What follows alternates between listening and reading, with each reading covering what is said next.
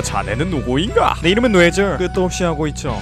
키드와 코난의 이야기를 2편까지 만들었지만 뇌절에 뇌절을 거듭하여 3편까지 만들게 되어버렸다. 솔직히 말하자면 지금 졸업 발표가 코앞이어가지고 제정신이 아니라 제정신 아닌 상태에서 만들 수 있는 주제가 필요해서 이걸 만들고 아무튼 지난 이야기를 살짝쿵 요약해드리겠습니다. 키드는 본인과 똑 닮은 어떤 남고생한테 빠지게 되었고 점점 그에 대한 감정이 커지고 있다는 걸 알게 됩니다. 그래서 일부러 그와 엮이기 위해서 예고장을 보냈고 그 자리에 나온 코난이란 꼬마가 남도일이란 걸 알게 됩니다. 키드는 가는 곳마다 코난이 오는 곳을 보며 설렜고 코난도 본인과 같은 마음일 거라고 생각합니다. 그러나 코난은 키드를 잡는 척도 했다가 놓아주기도 하면서 밀당을 하는 모습을 보였고 키드는 이 남자의 행동 때문에 헷갈리기 시작합니다. 자, 이제 코난과 키드의 사랑 뇌절 3편을 시작하도록 하겠습니다. 시작하기 앞서 말해드릴 것이 있습니다. 이런 두근두근 망상연애는 저희 망상으로 이루어진 영상이라 개소리가 96% 정도 됩니다. 여러분들이 개가 짖는다고 해서 개와 말싸움을 안 하듯이 제가 개소리를 한다고 판단하면 그냥 뇌를 비우고 너그럽게 넘어가 주시길 바랍니다. 키드는 본인이 살인범이라고 오해받은 사건에서 코난이 본인과 밀당을 한다는 것을 깨달았고 왜 굳이 밀당을 하는 걸까 하는 생각도 했지만 그래도 감정이 있으니까 밀당을 하는 게 아닐까 하며 코난이 은근히 귀엽다는 생각도 합니다. 아무튼 그러던 어느 날 관심도 없는 스즈키 가문의 70대 노인네가 또 키드에게 도발을 합니다. 이번에는 어떤 보석이 박힌 신발을 광장 한가운데에 전시해놓겠다고 하네요. 키드는 솔직히 물건이 어디 있든 간에 훔치는 것쯤이야 시험 다 찍고 자는 것보다 쉬웠습니다.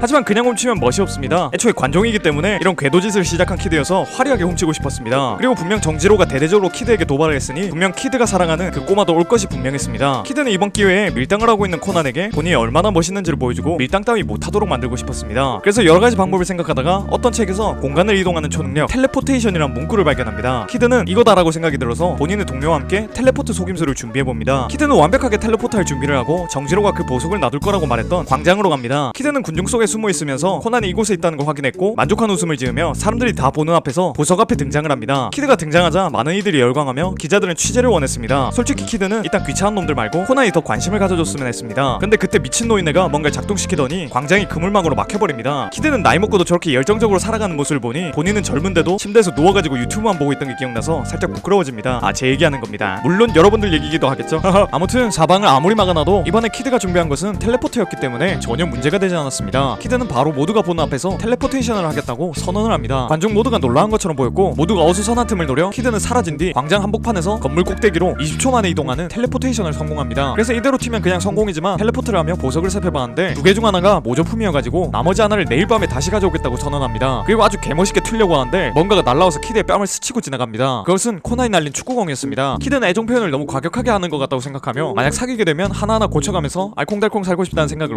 도저히 못하겠다.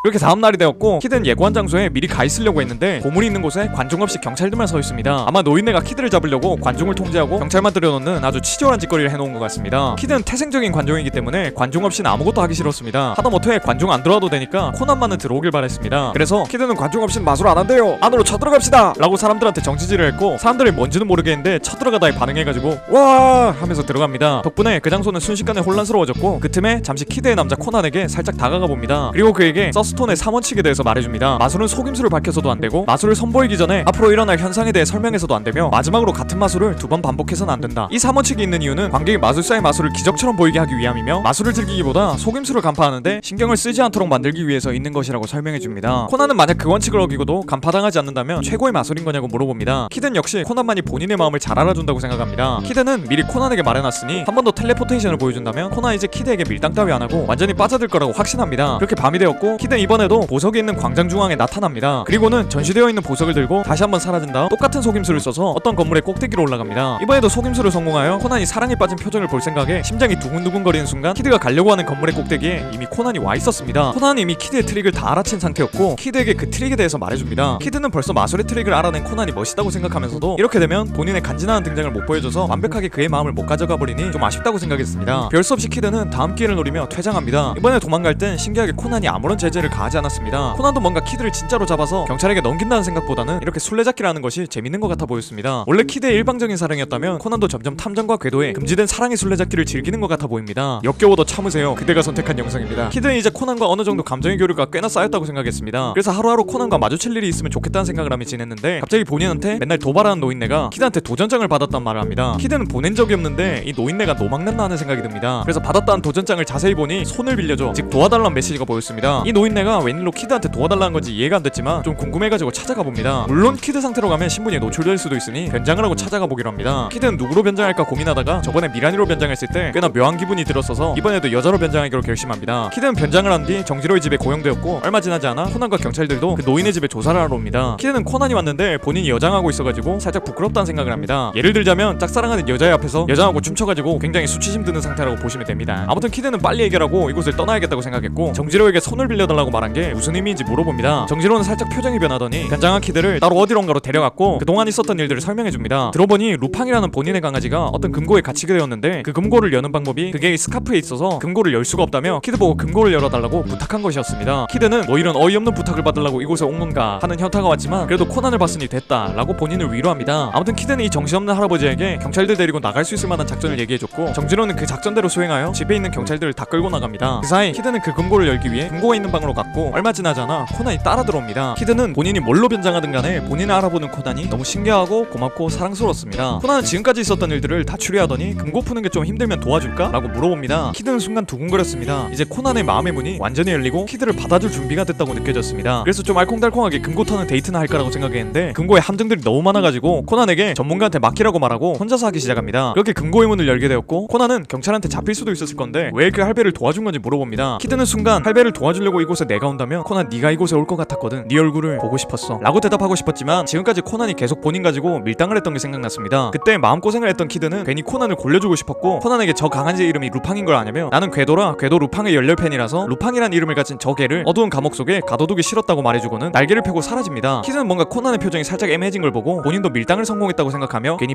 뿌듯해집니다. 이렇게 코난에게 밀당을 성공하고 키드는 가만히 있을 수 없었습니다. 하루라도 빨리 코난을 다시 보고 싶었고 어떻게 하면 코난을 볼 수 있을까 하고 생각하던 순간 본인만 보면 사족을 못 쓰는 그 정지로라는 할배가 생각납니다. 그래서 그 할배한테 예고장을 보내기로 결심했고 그냥 보내면 코난이 안 올 확률도 있으니 코난을 무조건 부를 수 있는 문구를 생각해봅니다. 생각해보면 사람들은 하지 말라고 하면 꼭 그것을 하고 싶어지기 마련입니다. 그래서 키드는 예고장에 애들은 부르지 말고 어른들끼리 자웅을 겨뤄보자 라고 적어놓고 예고장을 보냅니다. 그러자 우리의 겁나 단순한 부자 할배는 키드의 생각대로 걸레단과 코난을 불렀습니다. 키드는 굉장히 기뻐하며 변장을 한 뒤 보물을 훔칠 장소로 갔고 타이밍이 오길 기다렸습니다. 근데 이번에는 계획상 코난을 기절시켜야 했습니다. 왜냐면 코난을 기절시킨 다음 병원에 데려가겠다는 것을 핑계로 이곳을 나갈 생각이었거든요. 만약 기절시킨 다음 깨어났을 때 코앞에 키드가 있다면 어쩌면 코난이 부끄러워하는 모습을 보이지 않을까 하는 기대감도 있었고 오늘은 좀 제가 대본 쓰면서도 역겨운 모먼트가 많은 것 같습니다. 여러분들 얼마 안 남았으니 참고 계속 봐주시면 감사하겠습니다. 그래서 키드는 정전을 시킨 뒤 눈물을 머금고 코난을 기절시킵니다. 그러고 나서 키드는 도망갈 각만 보고 있었는데 어느새 코난이 깨어나가지고 지능이 없어 보이는 친구들한테 뭔가를 가르쳐주더니 키드 본인의 정체를 모두에게 알려버립니다. 키드는 근데 이렇게 될 것도 예상하고 있었고 소란을 일으킨 다음 탈출할 준비를 합니다. 그리고 가기 전에 마지막으로 코난에게 작별 인사를 한 뒤 키드는 사라지려고 하는데 코난이 축구공으로 한 대 차버리더니 사람들에게 제가 키드라고 말을 합니다. 키드는 아까 기절시킨 걸 이렇게 갚는구나 라고 이해를 했고 코난이 좀 귀엽다고 생각을 합니다. 코난 역시 아까 기절시킨 거에 좀 삐져서 살짝 투정을 부린 거였고 키드가 그닥 잡히지 않았으면 좋겠다는 생각을 도저히 못하겠습니다. 항마력이 다한 것 같으니 오늘은 여기까지 하죠. 뭔가 이번 영상은 좀 역겨운 모먼트가 평소보다 많았다는 생각을 합니다. 아마 지금 졸업 발표 때문에 스트레스가 많아서 망상력이 더 증폭된 것 같네요. 아무튼 이번 주 금요일에 발표만 하고 나면 좀 정상적인 영상으로 잘 돌아올 수 있을 것 같습니다. 이런 비정상적인 저의 영상 좋아해주셔서 너무 고맙고 앞으로도 더 재밌는 영상으로 돌아오겠습니다. 그럼 다음 시간에 만나요.